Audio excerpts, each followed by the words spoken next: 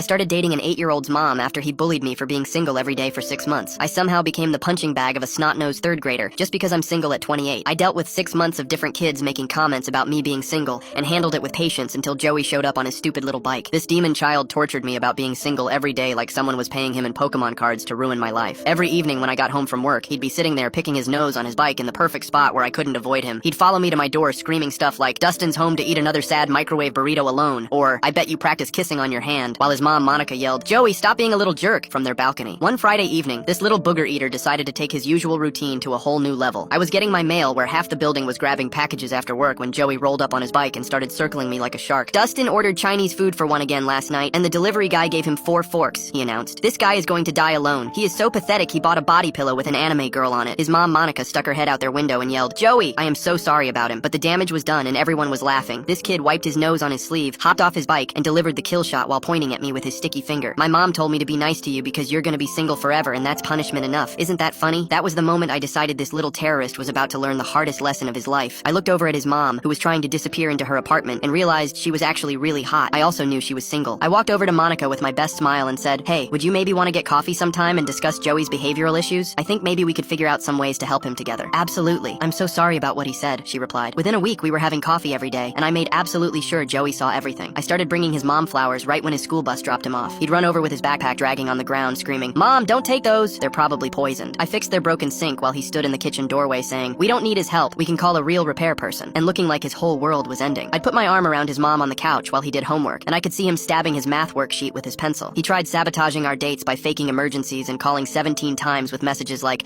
"I think I'm dying," and "There's definitely a burglar in here," but I just turned her phone on silent. He told his teacher, "Dustin is probably a killer and my mom is his next victim," and she had to call Monica for a really awkward parent meeting. Monica had to explain, "No ma'am, my boyfriend is not planning to murder me." The kid even made a whole presentation called "Why Dustin Sucks" with crayon drawings of me looking like a goblin, but Monica and I were too busy making out in the kitchen to care. We were actually really starting to like each other. She'd say things like, "You know, this whole thing is actually hilarious because Joey basically set us up." After 3 months, I showed up to take them to the zoo. Joey had to sit in the back seat while I controlled the radio, and his mom held my hand. He spent the whole ride kicking my seat and saying, "This is kidnapping. You can't make me go anywhere with you." At the elephant exhibit, he tried telling random families, "Help, this man is not my father," but Monica just yanked him back and said, "Joey, Dustin is mommy's special friend now, so you need to be nice." I leaned down to his level and whispered, "Guess I'm not so single anymore, huh, buddy?" and watched his soul leave his tiny body while I gave his mom a kiss right in front of him.